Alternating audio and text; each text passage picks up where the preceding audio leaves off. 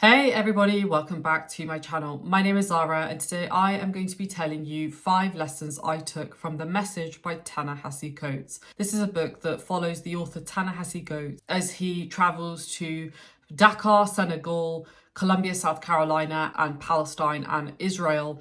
And he basically talks about his reflection of the things that he observes when he's traveling. Ta-Nehisi Coates has written a bunch of stuff. He's written essays, he's written fiction, he's also done comic books.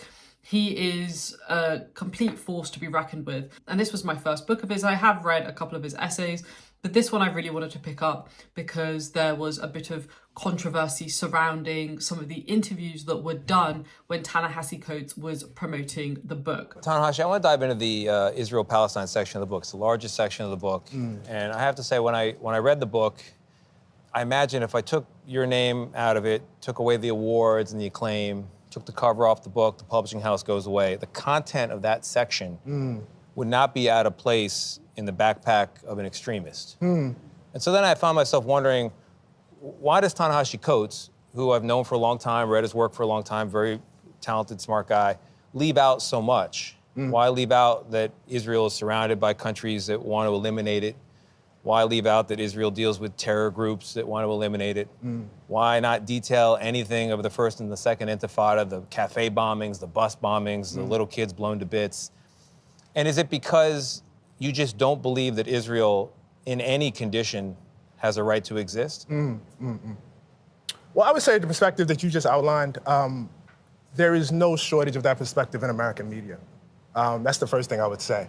I am most concerned always with those who don't have a voice, with those who don't have the ability to talk.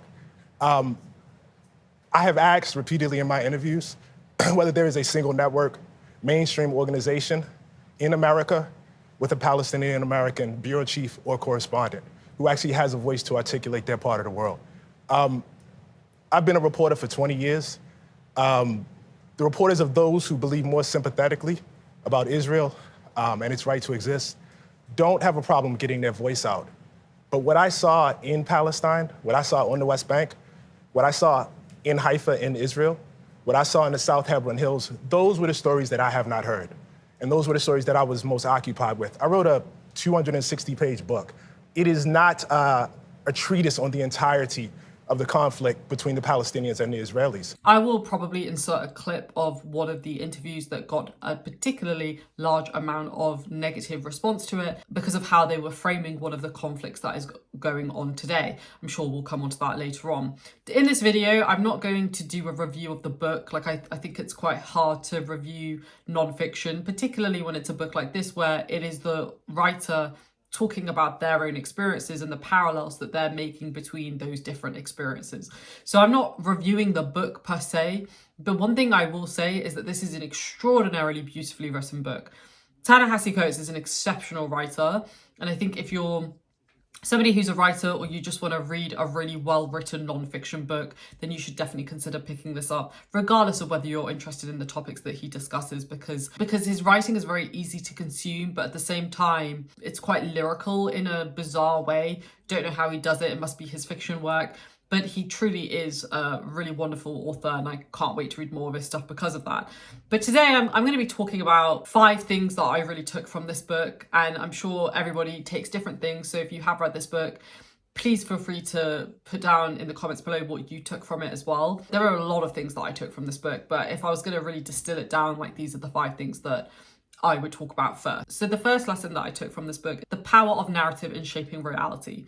Coates emphasizes that the stories societies tell and those they purposefully omit profoundly influence perceptions and realities.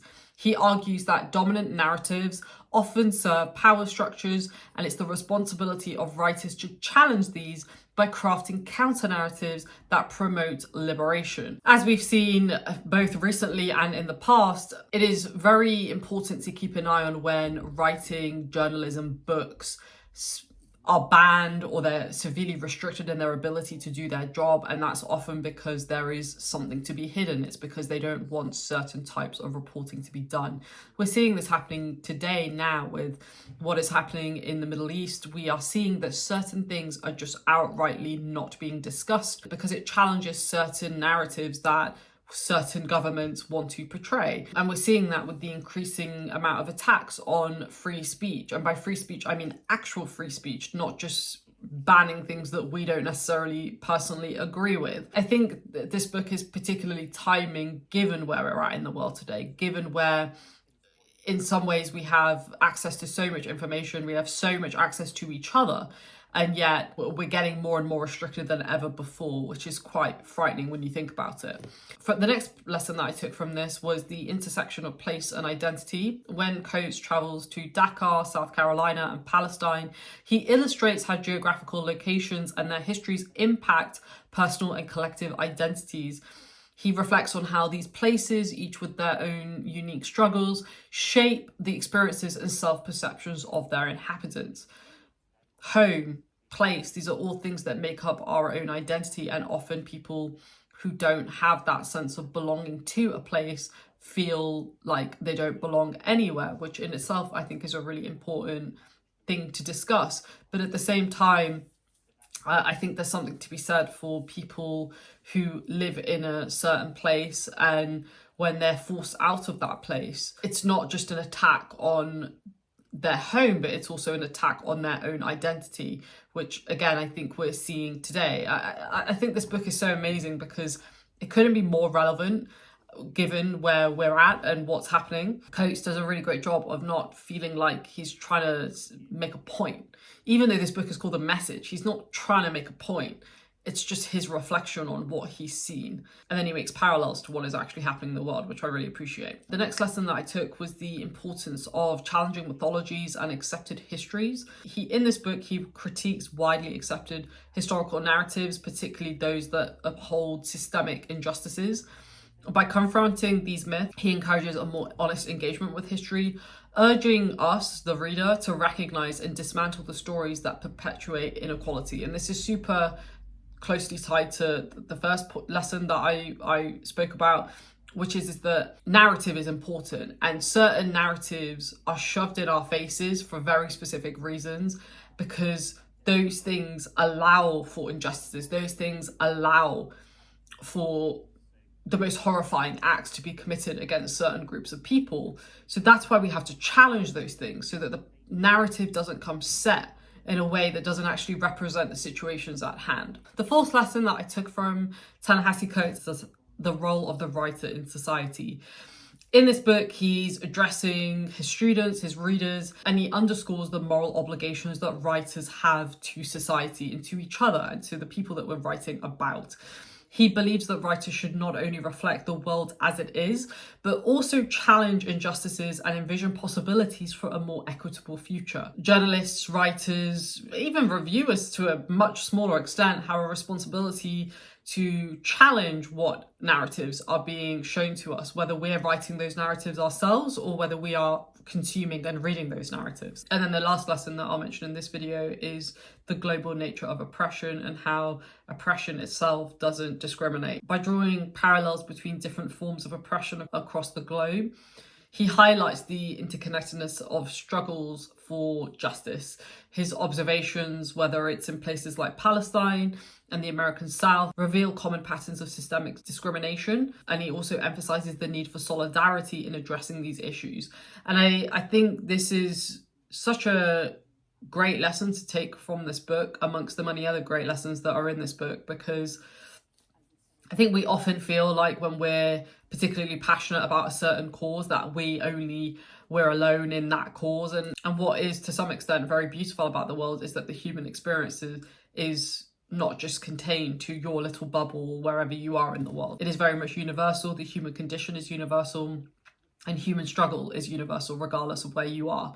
And rather than focus on things that differentiate us, unless those things are, being pro-discrimination versus being anti-discrimination, or being pro-segregation versus being anti-segregation, those things should be called out, absolutely.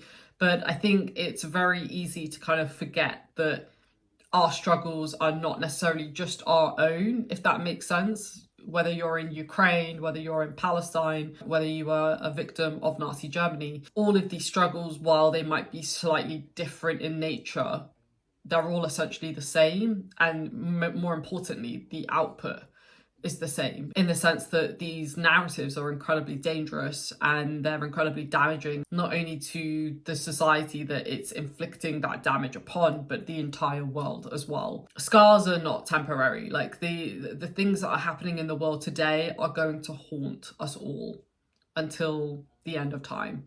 And that has been the case of atrocities that have happened hundreds of years ago, and that will be true of atrocities that are happening today. They will still be talked about in hundreds of years, and rightly so, because we never seem to learn our lessons, despite the fact that many of us don't necessarily agree with what is happening and we don't support the things that are happening, and yet they keep happening. This book is a great book because I think it makes you feel a little less alone. I think Ta-Nehisi Coates really puts emotion into this book and makes you feel like all the things that you've ever worried about as it relates to things that maybe feel out of your control that are happening in the world, that you're not alone in that, and that we actually do hold a lot more power than maybe we think, just by even challenging the status quo, just by even challenging what we're told to believe. We're already on the right track. So those are a couple of lessons that I took from Ta-Nehisi Coates' The Message. This is a book that I strongly recommend everyone should read because I think it's just really profound, as well as it being very beautifully written. Like, I think it's just a really, really, really solid book. If you've read this book, let me know what lessons you took from it and if there was anything that particularly stood out. If you haven't read it and you have any questions, feel free to let me know down below and either myself or somebody else will answer.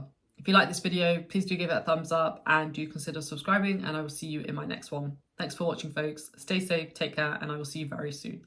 Bye.